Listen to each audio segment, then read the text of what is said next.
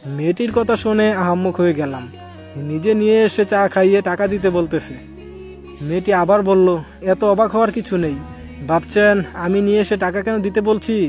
ভেবেও লাভ নেই, কারণ একটা ছেলের সামনে একটা মেয়ে বিল দিবে, এটা কিন্তু ছেলেটার জন্য অপমানের বিষয়। বেশি কিছু না ভেবে চাচাকে একটা 100 টাকার নোট বাড়িয়ে দিলাম। সে হাসছে। বাজান, আমার কাছে ভাঙতি নাই, বাকিটা দিতে হবে না চাচা, রেখে দিন। তারপর আবার হাঁটা ধরি। আচ্ছা, আমি না হয়ে প্রেমে ছেঁকা খেয়ে ব্যর্থ হয়ে মরতে এসেছিলাম, কিন্তু আপনি এত রাতে বাইরে কি করেন? মেয়েটি মুহূর্তের মধ্যে উত্তর দিল, ওই যে নিজের জন্য বাঁচতে সুখের খোঁজে ছুটে চলা এক গন্তব্যহীন পাখি আমি। আমি অবাক হয়ে বললাম, মানে ঠিক বুঝলাম না। মেয়েটি বলল, ছোটবেলায় মাকে হারাই, তারপর বাবা আমার দেখাশোনা করার জন্য আরেকটা বিয়ে করে, কিন্তু সৎ মায়ের চোখে আমি সৎই রয়ে গেলাম। বাবার অগোচরে আমার ওপর অনেক অত্যাচার করত। বড় হওয়ার সাথে সাথে নিজেকে পরিবর্তন করে নিলাম। আপনার মতোই আমার জীবনটা।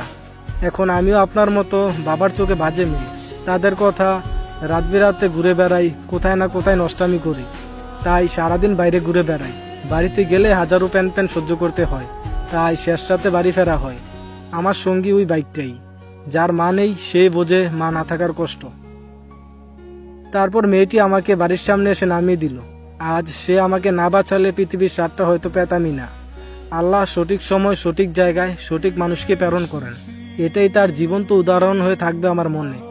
মেয়েটিকে বললাম, আপনার সাথে দেখা হয়ে অনেক ভালো লাগলো।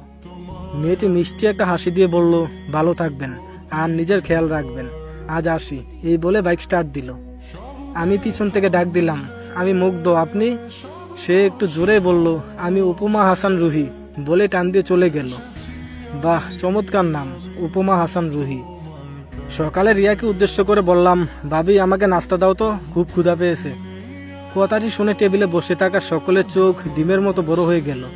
এক রাতে গার্লফ্রেন্ডকে এত সহজে ভুলে গেল কি করে?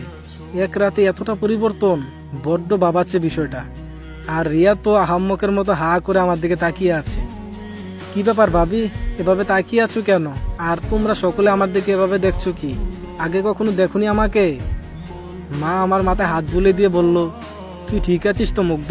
শরীর খারাপ করেনি তো? মায়ের কথা শুনে মনের ভেতর জ্বলতে থাকা বাতিটা কেন যেন নিভে গেল। যেই মা আগে কোনো কথা শেষ হওয়ার আগে বাবা শব্দটা জুড়ে দিত, আজ সেই মায়ে আমাকে নাম ধরে ডাকে। মনটাকে শক্ত রেখে বললাম, আমি সম্পূর্ণ ঠিক আছি। আর তোমরা এমন বিহেভিয়ার করছো কেন সেটাই তো বুঝতে পারছি না। কেউ কিছু বলার আগে ভাইয়া রাগী কণ্ঠে বলে উঠল, দেখো নেশা টেশা করেছি কিনা। ছোটবেলা থেকে মদ খেয়ে আমি খুব ঘৃণা করি। এই শব্দটা শুনলে মাথায় রাগ ওঠে। ভাইয়া হয়তো ভেবেছে কালকের মতোই আজও আমি ক্ষিপ্ত হয়ে মারতে যাব। আমি নিজেকে কন্ট্রোল করে ভাইয়ার দিকে তাকিয়ে একটা মুচকি হাসি দিলাম। এতে তার হাসিটা নিভে গেল। বললাম, নেশা তো কাল রাতে করেছিলাম ভাইয়া, তাই উল্টাপাল্টা এসব কাজ করে ফেলেছি, ক্ষমা করে দিস ভাইয়া। আর ভাবি, তুমিও ক্ষমা করে দিও প্লিজ। রিয়ার দিকে তাকাতেই চোখের কোণে পানি এসে জড়ো হলো।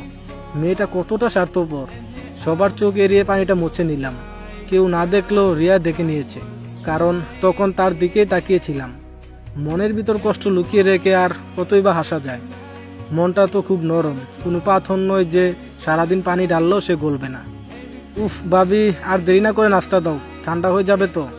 রিয়া মুখটা মলিন করে সবাইকে নাস্তা পরিবেশন করলো। প্রিয় মানুষটিকে পাইনি তো কি হয়েছে, তার হাতের রান্না খাওয়ার সৌভাগ্য তো হয়েছে। তাই দুঃখ বিলাস না করে তৃপ্তি নিয়ে খেলাম। খাওয়া শেষ করে ছাদে গেলাম। এক কোণে দাঁড়িয়ে মনের সুখে সিগারেটে টান মারছি আর প্রকৃতির মাঝে নিজের কষ্টগুলোকে ভাগাভাগি করছি। কিছুক্ষণ পর কারো পায়ের শব্দ পেলাম। তাকিয়ে দেখি রিয়া। সে গুটিসুটি পায়ে আমার পাশে এসে দাঁড়ায়। আমি বললাম, হঠাৎ স্বামীকে রেখে ছাদে এলেন যে? রিয়া বলল, ও অফিসে গেছে। বাহ, চমৎকার বিষয়। বিয়ের পরের দিনে অফিস, বেশ দায়িত্ববান স্বামী পেয়েছেন। রিয়া চুপচাপ দাঁড়িয়ে আছে। আমিও আর কিছু না বলে আকাশের দিকে চেয়ে রইলাম। কিছুক্ষণ পর রিয়া বলে উঠল, কি ভাবছো এমন আকাশের দিকে তাকিয়ে? ভাবছি মানুষ কতটা নিখুঁত অভিনয় জানলে দীর্ঘ 2.5 বছর অভিনয় করে যেতে পারে।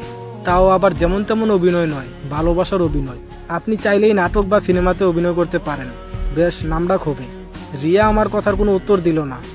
কিছু সময় নীরব থেকে বলল, তখন খাবার টেবিলে কাঁদছিলে কেন? আমি ফিক করে হেসে দিলাম। বললাম, কাঁদিনি, চোখে কিছু একটা পড়েছিল তাই চোখে পানি এসেছিল। আচ্ছা, একটা কথা জিজ্ঞেস করব? রিয়া বলল, এর আগে তো এমন গোটা করে অনুমতি নিতে না, তবে আজ কেন? তার পুরো কথা শেষ করতে না দিয়ে বললাম,